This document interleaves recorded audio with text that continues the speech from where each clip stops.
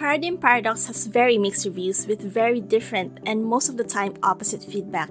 So in this video, I changed my perspective and checked on why people liked it instead of what people like. And I came to the conclusion that as an introvert myself, I quite like this game. So is stating Paradigm Paradox for introverts a bold statement?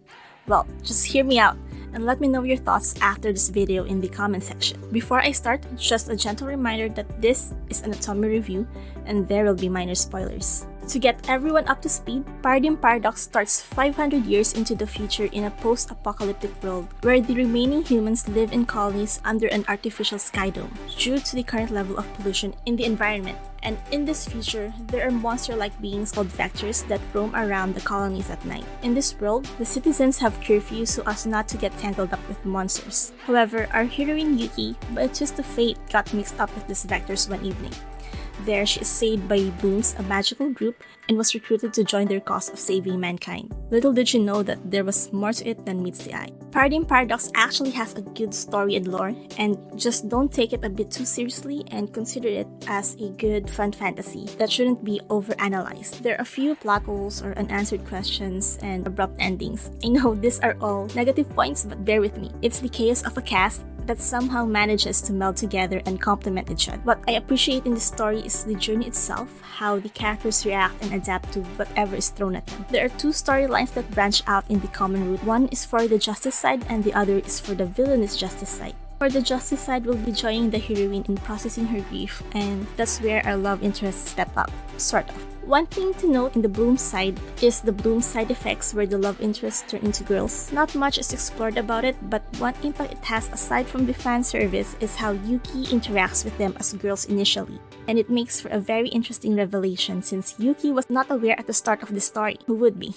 For the villainous justice side, we get to see Yuki be more aggressive and also her, more adaptive side. With the brevity of each route, we just have to accept that they are in neutral terms, like the fight or battle in the common route did not happen. That said, there are a bit more information on what happens behind the scenes on this side, so I definitely enjoyed it mystery-wise. The recommended route order is to go through the justice side first, starting with Kamui, Mihaya, then Ayumu, with Tokiyo being the last. Then the villainous justice side, starting with Hyuga, Yukinami, then Ibuki, and finally Ryo. The finale route will unlock once you've finished Ryo's. I think it was very smart to take advantage of the number of routes. Increasing the plot revelations isn't something new in Otome. However, what Paradigm Paradox does are these revelations seem to supplement the prior route, increasing the value exponentially as you go through the recommended order. And it just gives that extra factor with a higher number of routes. Saibar Senpai, or just Kamui in the localization, is your friendly Mr. Popular Senior in school. For the most part, he is really bright and friendly towards the hero. His happy personality is really infectious, but behind the smile is just a person who wants to be needed. He is voiced by Atsushi Kosaka, known for his work as Estonia, Prussia, and Greece in Italia. I really enjoyed Kamui's banters with his grandfather in his route. It was so fun and it definitely cheered up Yuki. His route might be vanilla in the overall plot, but there's definitely tension there and it still wraps up really nicely.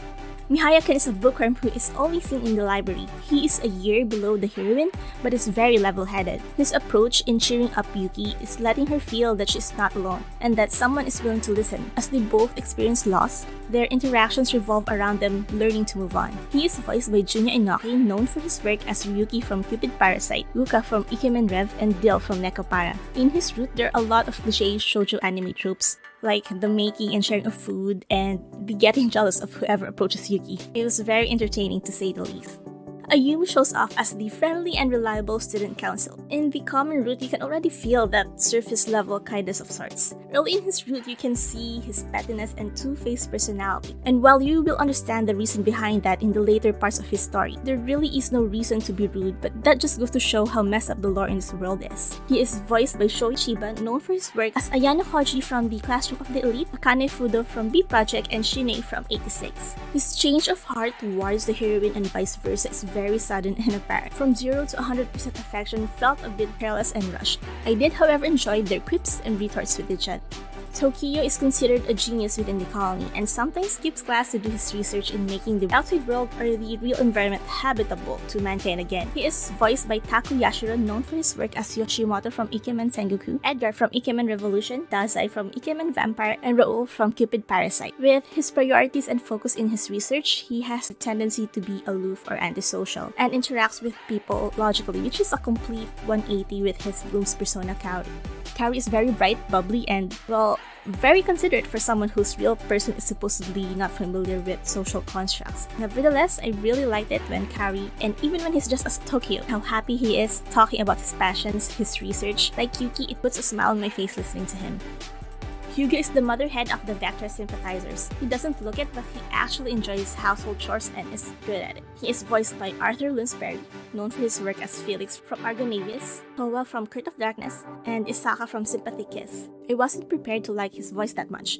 You can feel the anger and the desperation that only gets to be expanded on his root. His hatred against mankind is definitely misguided or misdirected, but understandable. One gripe I have is similar to Ayumu's, that there is no build-up to how he suddenly cares for the heroine. Yukinami is the attention seeker of the group and enjoys getting Yuki's attention, seeing her different expressions. It gets to the point where it can already be a bit disturbing. His mood changes at the drop of a hat, and I liked how Yuki was able to handle Yukinami and his circumstance. He is voiced by Tasuku Hatanaka, known for his work as Kuman Hyodo from A3, Shez from Fire Emblem Warriors, and Rune from Even If Tempest. In his root, we find that due to his upbringing, Yukinami has no knowledge of social concepts, and that's where Yuki gets to shine on how she doesn't give up on Yukinami and continues to enlighten him.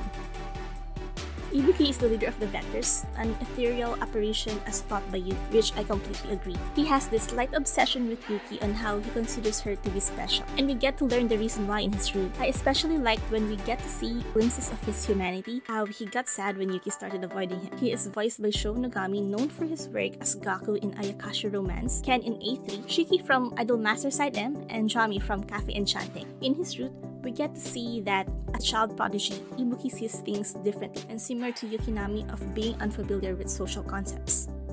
Ryo's cover is a maintenance worker on campus. It is implied that he worked with the research district and supports the Blooms in missions. I liked Yuki's two modes for him, apathy and mock, which made it much more interesting when Ryo starts interacting with her in some other form. He is voiced by Takeaki Masuyama, known for his work as Akai Suzaku from Idolmaster Side M and Elry Wolfsburg in Sword Art Online. He is the tendency to self-deprecate himself since he doesn't have magical powers, but he definitely has skills that more than makes up for it. His root is locked for a reason, as this is where we get the big reveal, deeper than what we find out in the villainous Justice Set.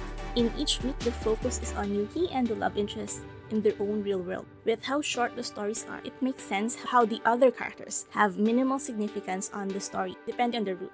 As an introvert myself, I sympathize of not wanting to talk to anyone and just process my emotions on whatever terrible thing that happened, or wanting what's best for your friend and leaving the rest behind. It is something I could do or would have done if I was on the same situation. Story scores 15 out of 25, or character scores 15 out of 25.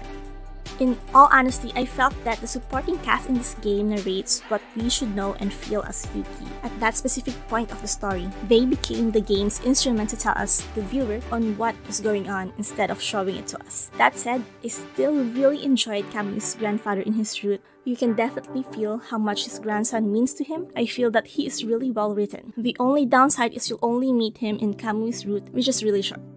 Overall, the supporting cast is not exactly the game's strong suit. It gets a score of 5 over 10.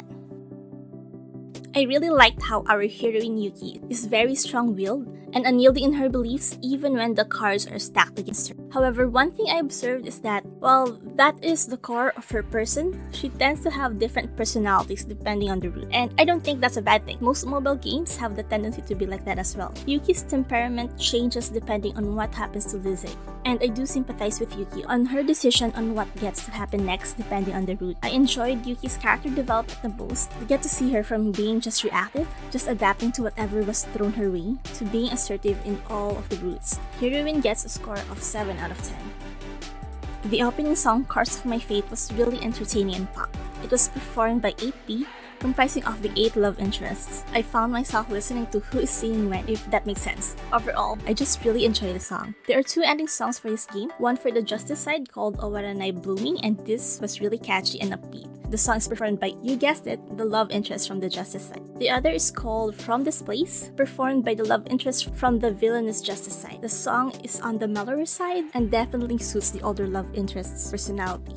The background music is a bit on the average and is reminiscent of an RPG, but it definitely does its job on making the reader feel the atmosphere of the story.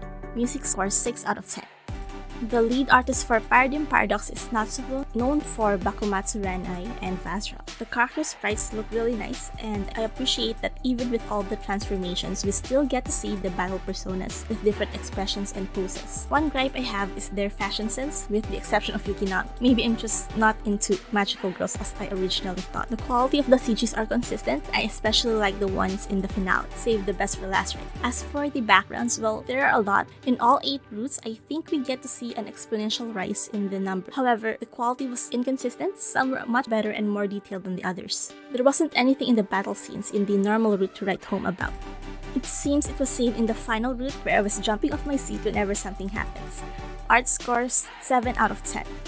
I actually didn't expect to like this game that much, and maybe because I had low expectations going in. That said, I feel that the price is just right with the number of routes and assets for this game. Given that this is just a chill game, I see no urgency in getting it right away. Access games usually go on sales a few months after.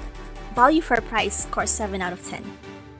Overall, Paradigm Paradox has a very interesting premise, but what really came through for me are the characters' interactions with each other and their willingness to try and understand each other. Paradigm Paradox scores 62. So what's your verdict? Let me know in the comments below. As someone who is reserved and more comfortable in a minimal social setting, I sympathize with Yuki and find myself rooting for her. If you enjoy heroines like Yuki, check out this next video and you might find a rare gem.